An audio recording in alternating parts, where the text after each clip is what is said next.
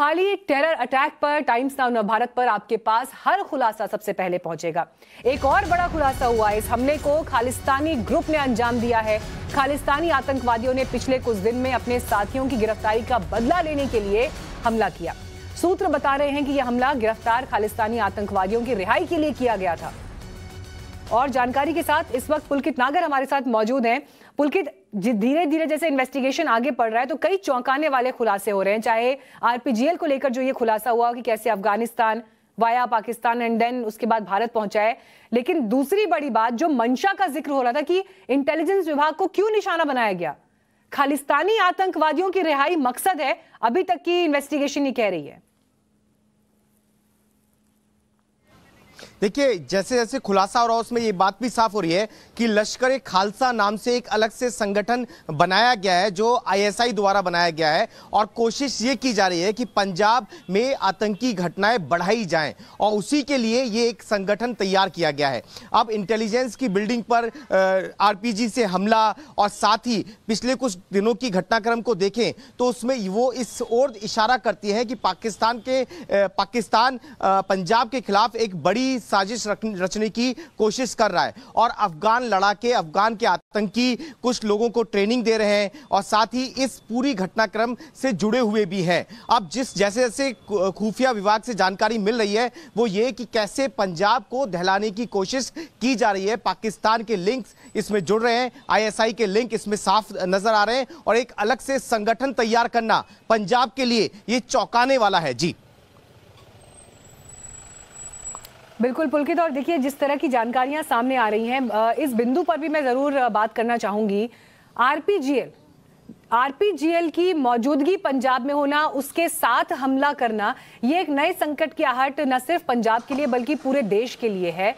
और अफगानिस्तान में जो हथियार थे उसका इस्तेमाल हुआ है भारत में आतंक फैलाने के लिए। देखिए, अगर हम उसी दिन से समझें जिस दिन से ये घटना हुई और इंटेलिजेंस की बिल्डिंग को निशाना बनाया गया, सबसे पहला सवाल यही उठ रहा था कि आखिर इंटेलिजेंस की बिल्डिंग को निशाना क्यों बनाया गया, आरपीजी से हमला क्यों किया गया। क्या इसके पीछे मकसद ये था कि आप पंजाब को कोई बड़ा संदेश देना चाह रहे थे। जिस तरीके की घटना हुई उससे तमाम चीजों को अगर लिंक किया जाए तो वो इसी ओर इशारा करता है कि कोई बड़ी साजिश पंजाब के खिलाफ थी और जिस आरपीजी का इस्तेमाल किया गया वो यहां तक कैसे पहुंची, किस रास्ते का इस्तेमाल किया गया। तो अब धीरे धीरे खुलासे हो रहे हैं कि ये पाकिस्तान के रास्ते पंजाब तक पहुंची, ये खुलासा सूत्र कर रहे हैं और साथ ही मकसद जो था वो खालिस्तानी समर्थक और खालिस्तान के मुद्दे को दोबारा से जगाना, दोबारा से आग देना, ये मुद्दे यहां नजर आ रहे हैं अभी तक की रिपोर्ट्स में। और चाहे वो सेंट्रल एजेंसियां हो, चाहे वो पंजाब की जांच एजेंसियां हो, वो कहीं ना कहीं इस ओर इशारा कर रही हैं और इस ओर जांच को बढ़ा रही हैं कि क्या साजिश है पंजाब के खिलाफ। जी, और देखिए एक के बाद एक जो घटनाएं आई हैं सामने, चाहे तरन तारण में विस्फोटक का मिलना हो, चाहे करनाल में संदिग्ध आतंकवादियों का पकड़े जाना हो, टारगेटेड किलिंग्स जो हुई हैं, इसके अलावा मोहाली में जिस तरह से अगर आप इन सब चीजों को जोड़ते हैं तो आप समझ पाते हैं कि कितनी एक बड़ी प्लानिंग के साथ पंजाब को अशांत करने की कोशिश हो रही है। K2 डेस्क, इसकी जानकारी हम आपको दे रहे हैं, जो बनाया ही इसलिए गया है कि कश्मीर और खालिस्तान के मुद्दे को, K for Kashmir, K for Khalistan, जिसके जरिए डिस्टर्ब किया जाए। K2 डेस्क जिसको आईएसआई भारत के खिलाफ इस्तेमाल कर रही है। लेकिन हमारे पास इस वक्त एक तस्वीर है और अगर आप इस तस्वीर को ध्यान से देखें तो इसमें हम आपको ये बताना चाहेंगे कि ये हमला जो मोहाली में आईटी इंटेलिजेंस विभाग के विंग में किया गया, कैसे उसे अंजाम दिया गया। सबसे पहले आपको ये बिल्डिंग दिखाई दे रही है जिसमें ground floor, first floor, second floor, third floor आप देख रहे हैं। ये बहुमंजिला इमारत, यही पंजाब पुलिस का इंटेलिजेंस डिपार्टमेंट है, उसकी बिल्डिंग है। अब आप देखेंगे आपको दूसरी तरफ एक पोल दिखाई देगा जिसको हमने हाईलाइट भी किया है इलेक्ट्रिक पोल नाम से, और उससे कुछ दूरी पर आपको एक कार खड़ी हुई दिखाई दे रही है। 200 मीटर की दूरी पर यह कार है। यहां से आरपीजीएल क्या फेंका गया है, उससे हमला किया गया है। क्यों ऐसा हम कह रहे हैं? क्योंकि नीचे अगर आप देखेंगे लिखा है RPG covers a distance of 300 meters, यानी 300 मीटर तक की दूरी ये अपने हमले में कवर कर सकता है। और 200 मीटर की दूरी पर आप गाड़ी को खड़े हुए देख रहे हैं, जिसने सीधे इस बिल्डिंग की तीसरी मंजिल पर अटैक किया, जहां पर खिड़कियां तक टूट गई थी। और फिर जब ये आरपीजीएल मिला है तो ये करीब 300-400 मीटर की दूरी पर मिला है, जिसकी तस्वीर भी हम आपको लगातार दिखा रहे हैं। भवतोष मौजूद है हमारे साथ। भवतोष, ये जो एक मैप हमने बनाया, ये हमने अपने दर्शकों को एक्सप्लेन करने की कोशिश की, लेकिन इससे काफी हद तक पूरी थ्योरी किस तरह से हमला हुआ है वो स्पष्ट होती हुई दिखाई देती है। आप इसमें कुछ और बिंदु अगर जोड़ना चाहें तो प्लीज बताइए। देखिए, जैसा कि हमारे संवाददाता पहले भी बता रहे हैं कि ये लोग एक वाइट कलर की स्विफ्ट से आए थे, और जैसा आप देख सकते हैं कि ये जो रॉकेट प्रोपेल ग्रेनेड लॉन्चर है, इसने प्रोजेक्टाइल से डिस्टेंस जो कवर किया वो करीब करीब 300 मीटर कवर किया है। ये हम लोगों ने अपने दर्शकों को मंडे की रात को, सोमवार की रात को ही बताया था कि ये रॉकेट प्रोपेल ग्रेनेड लॉन्चर का अटैक है। पंजाब पुलिस ने इसको पहले डिनाई किया था कि ये आतंकवादी घटना नहीं है, लेकिन अब मोर और लेस क्लियर है कि आतंकवादी घटना है। और इसमें जो रॉकेट प्रोपेल ग्रेनेड लॉन्चर है वो रशिया से लाया गया है, और रशियन मार्किंग है इसमें। जैसे कि हमने पहले भी बताया कि अमेरिकन फोर्सेस जो थी, अमेरिकन फोर्सेस ने जो एंटी तालिबान फोर्सेस थी उनको रशियन वेपन सप्लाई किया था, जिससे कि वो तालिबान से लड़ सके। और जैसे ही उन्होंने देश को, अफगानिस्तान को छोड़ा था, चाहे वो अमेरिकन फोर्सेज हो चाहे वो एंटी तालिबान फोर्सेज हो, तालिबान को बहुत सारा ऐसा वेपन मिला है, और उन्होंने सारा का सारा वेपन पाकिस्तान के आईएसआई को दिया है। पाकिस्तान आईएसआई ने सारा का सारा वेपन कश्मीर में जो आतंकवादी संगठन है या पंजाब में जो आतंकवादी संगठन है उनको दे दिया है। जैसा आप ये देख सकते हैं, ये पूरा का पूरा प्रोजेक्टाइल या आरपीजीएल है, इसने 300 मीटर का डिस्टेंस कवर करके 3rd फ्लोर पे अटैक किया है। और सीरियस डेवलपमेंट है। अगर भारत में आतंकवादी संगठन, अगर मेनलैंड में आतंकवादी संगठन ऐसे अटैक्स करने लगा तो ये बहुत ही सीरियस डेवलपमेंट है। किसी भी आतंकवादी ग्रुप के पास अगर ऐसा आरपीजीएल अगर वो यूज करने लगे तो आप सोच सकते हैं कि इसका रिपरकशंस कैसे होंगे। बिल्कुल, लेकिन इस बीच ये तस्वीर आपको हम लगातार दिखा रहे हैं जिसमें कैसे हमले को अंजाम दिया गया, उसकी आपने एक ये तस्वीर देखी, और इसी को थोड़ा सा और रिफाइंड तरीके से आपको समझाने की कोशिश कर रहे हैं। एक बार जरा फुल स्क्रीन इसको दिखाइए। मोहाली में कैसे आरपीजीएल से अटैक किया गया है उसकी ये तस्वीर है। इंटेलिजेंस की जो बिल्डिंग है उससे आपको बता दें 200 मीटर की दूरी पर ये स्विफ्ट कार खड़ी थी, और वहां से हमला हुआ है। अटैक सीधे तीसरी मंजिल जो है इंटेलिजेंस विभाग की ऑफिस की, उस पर किया गया। जो सामने पार्किंग आपको दिखाई दे रही है उसकी दूरी 50 मीटर है, और यहां से करीब 400 मीटर की दूरी पर आपको सामने खाली मैदान भी दिखाई दे रहा है, जहां पर ये आरपीजीएल का जो हिस्सा है वो आपको मिला था, जिससे अटैक को अंजाम दिया गया था।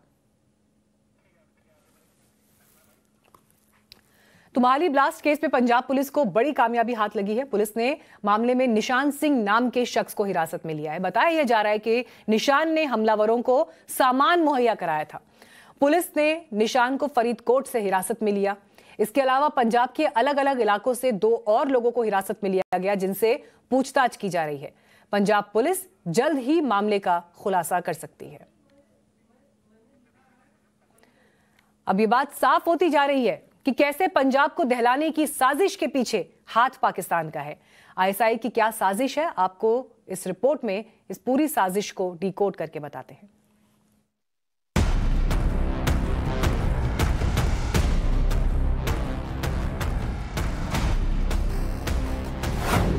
कश्मीर में हार, अब पंजाब पर वार।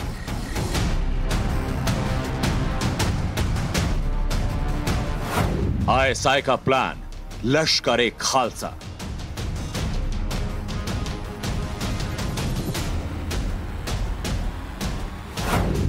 टाइम्स नाउ नव भारत का एक्सक्लूसिव। मोहाली में कल जो हमला हुआ, क्या उस हमले में पाकिस्तान का हाथ है? क्या आईएसआई के इशारे पर पंजाब को अशांत करने की साजिश है? ये समझने के लिए टाइम्स नाउ नव भारत के इस एक्सक्लूसिव खुलासे को ध्यान से देखने और समझने की जरूरत है।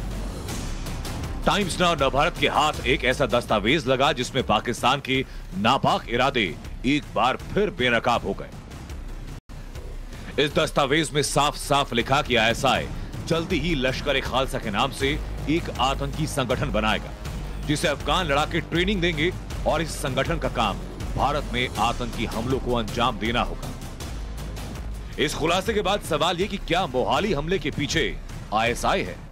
उग्रवादी अपना सर उठाने में कामयाब होते जा रहे हैं पंजाब में, और इसका जो लिंक अभी तक की जो इन्वेस्टिगेशन है, मैं समझता हूं कि पंजाब पुलिस और एनआईए भी इसको देख रहे हैं। और अगर इसके लिंक अगर आईएसआई से और पाकिस्तान की आईएसआई और अफगानिस्तान से अगर जुड़ते हैं तो और ज़्यादा सीरियस घटना हो जाती है। अब सवाल उठता है कि मोहाली में जिस तरह आरपीजी अटैक किया गया, उसका इस्तेमाल अफगान आतंकी ही करते हैं। आईएसआई की प्लानिंग के मुताबिक लश्कर ए खालसा के आतंकियों को अफगान लड़ाके ट्रेनिंग दे रहे हैं। ऐसे में क्या मोहाली हमले के पीछे आईएसआई का लश्कर ए खालसा है? जो इंटेलिजेंस ऑफिस है वो तो अपने आप में बहुत ज्यादा सशक्त होना चाहिए, क्योंकि वो तो खबर इकट्ठी करते हैं इनके उग्रवादियों के बारे में, और वहीं पर जाके कोई अटैक करता है तो इसका मतलब उनके सर के ऊपर, उनके घर के ऊपर एक हमला है। और इसको मैं समझता हूँ बहुत सीरियसली इसमें पंजाब सरकार और भारत सरकार लेगी, और एनआईए की मदद से इन जो भी ये घटना करने के वाले हैं इनको जल्दी से जल्दी पकड़ा जाएगा। हालांकि मोहाली हमले पर पुलिस अभी कुछ भी खुलकर नहीं कह रही, लेकिन इस हमले में पाकिस्तान में बैठे आतंकी हरविंदर सिंह रिंदा के हाथ होने से किसी ने इनकार नहीं किया। दरअसल हरविंदर सिंह रिंदा आईएसआई के लिए काम करता है। करनाल में गिरफ्तार आतंकियों के रिंदा के संपर्क में होने की बात सामने आई थी। तरन तारन से बरामद आरडीएक्स में रिंदा का नाम सामने आया। रिंदा पंजाब के तरन तारन का रहने वाला है, जो अब पाकिस्तान में बैठकर भारत के खिलाफ आतंकी साजिश कर रहा है। तमाम साजिशों के बावजूद पाकिस्तान कश्मीर में नाकाम रहा, और इसलिए अब उसकी नजर पंजाब पर है। और इसीलिए आईएसआई ने एक तरफ लश्कर ए खालसा बनाया, तो दूसरी तरफ आतंकी हरविंदर सिंह रिंदा की मदद से पंजाब में आतंक फैलाने में लगा है। मोहाली से गुरप्रीत चिन्ना के साथ अमित कुमार, टाइम्स नाउ भारत, दिल्ली।